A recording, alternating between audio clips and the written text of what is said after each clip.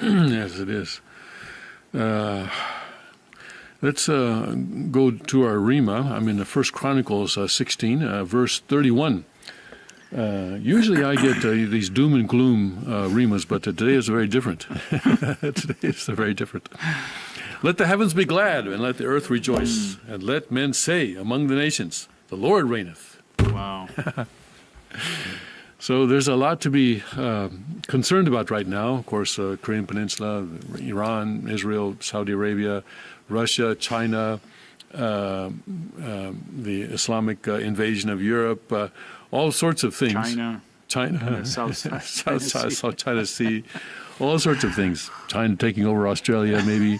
But the Lord reigneth. Yes. True Father reigneth. Yes. And so we can say that. Let men say among the nations, the Lord reigneth, Father says this morning. So, don't be too worried. We need to be worried, but don't be too worried because everything is going to turn out all right, isn't it? I had a spiritual communion this morning with Heavenly Father, and there was a brother sharing with me last night some of his trials and tribulations, and Father went through Hungnam prison as I think for an example for all of eternity on the type of attitude we can have in the midst of a deplorable and suffering situation. Father was in the death camp, people dying around him, and a deplorable situation with labor and toxic chemicals and really unthinkable behavior of one human being toward another. And it was in that environment that he wrote Blessing of Glory. And you read those words, you sing that song, and it's an example for all of us that even when your luck is down, when you think God has abandoned you, that you can have this kind of deep relationship with God and have an attitude of gratitude and find the blessing even in a very difficult situation. So I think that's what I was reflecting on my drive in this morning, that Father really set the example. He said that was probably his deepest time where he really felt closest to God, was in that difficult situation. So difficult times may be ahead. We don't know. But I think even no matter what happens, we can deepen our relationship with God and True Father at this time. Yeah, that is when also Father. I'm trying to multitask here. Father wrote the Blessing of Glory. Yeah. Yeah, the song, yes. Yeah, the national anthem. Yes, the national anthem, and he wrote that in the time that he was, like you say, when he was his deepest, or maybe the worst. Is that what I meant? Is that what you meant? The worst, Father's most difficult time, but also when he was the closest to God, he was able to write that. And at the end where he says, "How unworthy am I?" He is speaking of himself. He feels very unworthy. He felt very unworthy that to be carrying out such an important mission for God. I'm trying to multitask here and trying to get to the page where our Cheonseongyong Rima is located. If you can say a few more words, I appreciate it. For some reason, in the midst of a death camp, he writes, "Now the light of glory arises like the sun that shines on high. Now awaken into freedom. O revive your spirits, O revive. Wake the mountains and the valleys, bring alive the springs of the earth, light the world forever with the light of your rebirth." Amazing words. Then we are called to bring back the glory to the life of God above. Now the Lord, in his greatness, fills the universe with tender love, ever seeking souls awaken, ever calling them to be free. How shall I attend him who is calling to me? These are words, again, you have to know the context in which these words were written. And, is literally a situation where he was not being fed. He was in a death camp, doing hard labor every day, sleeping next to a smelly toilet every night, where the only comfort he received was, the insects that were near him, just an awful situation, and he was able to come up with this kind of. Yeah, and in the fourth verse, the words that True Mother focused on at her remarks last year, October, I guess it was, when she spoke at her birthday celebration. In the fourth verse, it's not in the English translation, and I don't know how we can really incorporate this in the English translation, but what her father says in the fourth verse mentions, as being intoxicated in love. Mm-hmm. That it's by God's grace that I'm intoxicated in love. Mm-hmm. And she focused on those words. That's very beautiful. Mm-hmm. If there was some way that we could work those into the English words, that'd be great, but I don't know how we would. Mm. Anyway, okay, I'm ready with the Chun Sung-gyong Rima now.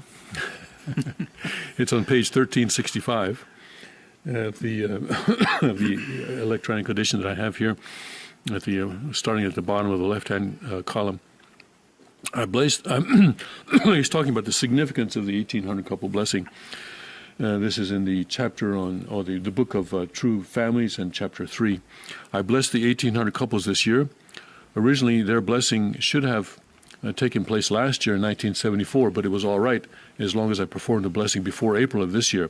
It was actually done in February of 1975. From the time the blessing ceremonies were first held in April 1960 until April of this year, we are still keeping within the 14-year period. That is why I conducted the blessing in February, and so we have achieved all this within 14 years. Thus, in keeping with the completion of the second 7-year course of the Unification Church, the 1800 couples blessing conducted on the global level signifies that we have laid the foundation for worldwide restoration. So what are the 1800 couples? The number 18 is the sum of 6 plus 6 plus 6. The number of couples corresponds to this and represents our gaining supremacy over the satanic world completely. Having laid the global foundation, we can conclude that we have entered the era in which we can move the nation and the world according to God's will. This word spoken, this was December 1st of 1975. Father, of course, came to the United States in the early 70s, and then, the Day of Hope tours. I actually didn't join until after Madison Square Garden in 74, October of 74. But before I joined, there was the Day of Hope tours, and initially, Father was welcomed everywhere he went. He was given the key to the city, wherever he went, and the governors would issue special proclamations, honoring Father. But of course, it changed. I think the big thing was Watergate. And in December, I believe it was around December of 1973, Father had a full-page ad published in many of the major newspapers in America with say "Forgive, Love, Unite," and then some kind of words, and then also Father's picture was there. And I actually remember seeing that ad. I had not joined. I was still going to college in a small college in Wisconsin, in southern Wisconsin, and I was living in I was a senior then, so we were not in a regular dormitory, but in a kind of it was a home that had been converted into student housing, and one of the people in that housing, I think probably out of her love for President Trump, posted President Nixon. Who's president now? President Nixon. At least I'm not saying it's Reagan. President Nixon cut that full page ad out and posted it on the bulletin board there in our little place there. And I read it on that bulletin board. I remember reading it, and I remember how I reacted too. I'm sorry to say, I reacted well. Okay, we got this nice. I'm sure he's a very nice man. This Christian minister from South Korea, And I'm sure he's a very nice man, a very strong Christian and all that. But he obviously doesn't know very much about American politics. And I had a chance to mention that to Dan Pfefferman later on, I think, who had a strong role in creating that ad. And he sort of nodded, yeah, probably a lot of people reacted that way. But I think that was my first, that was the first time that I saw Father's photograph. And I think maybe that was one of the conditions maybe for me to be able to join the Unification Church less than a year later, actually, in October of 74. But anyway, that was the sort of the turning point, I would say, in Father's sort of public reception in America, the Watergate, and the support for President Nixon. I've talked before about John chapter 6, where in the beginning, Jesus has thousands of people following him. You have 5,000 people at on the mountain there, and the disciples were worried, how should we feed these people? And we've only got one kid with a few fish and a couple of loaves of bread. And Jesus said, and the miracle of the loaves and the bread, the loaves and the fish. And then I'm sure, of course, once it got around that Jesus was handing out free food, probably thousands more came following him. So much so that in John we read that Jesus kind of ran away. But then in the middle of the chapter, he starts talking in ways that must have been, and I try to put myself in the position of people at that time, and must have been just incredibly shocking. Basically, if you read it, it's almost as if he's saying, hey, give me a knife. I'll cut off some meat in here and I'll give it to you. Eat my flesh and drink my blood. It's almost, to the people of that time, it must have seemed that he was advocating cannibalism. Just this was something that they could not accept. And so in verse 66, it says that, I don't have it in front of me, but from that time, many disciples no longer walked with him. And I wonder, does that include some of the 12? Because it says many disciples no longer walked with him. Does it include some of the 12? I don't know. It doesn't really go into that too much. But Father and Jesus, of course, very similar in that way, I think, where Father says, gather lots of people, gather lots of people, gather lots of people. So then we do everything we can to gather them, and he does everything that he can to turn them off. But Father, is giving God's word and giving God's standard as a prophet should, and that's what that Forgive, Love, Unite ad was all about as well. To proclaim God's position in that situation, because President Nixon was an important figure in God's providence, in the sense that he was standing up against communism. And it was a very crucial time for America to fulfill that role, and for the President of the United States to fulfill that role. So after Nixon resigned, we got Ford, and then we got Carter, and Father got up at Belvedere and says, we got to cut Carter. We got to cut Carter. In Korean, these are very, cut and Carter are some similar pronunciation, and so he would say that in Belvedere. So it became a very difficult time for America and for the world after that, lacking the strong anti-communist leadership that Nixon was providing. Even though he went to China and so forth, and he negotiated the end of the Vietnam War, but he was standing up very much to communism in that sense. So the 1800 couple blessing was performed in 1974, and I'm sorry, 1975, February 1975, and this entered the era when we can move the nation and the world according to God's will. Yeah. Anything to say? Yeah, it seems like always God is trying to separate good from evil, and creating these conditions where Yes. people have to make a difficult decision. Yes. And that's the important word here, condition. Father sets conditions. So it's not that after the 1800 couple blessing, Father was then able to call up the United States president and say, hey, today I need you to do this. It's not that kind of a situation. But it's a condition whereby these things can happen in the future.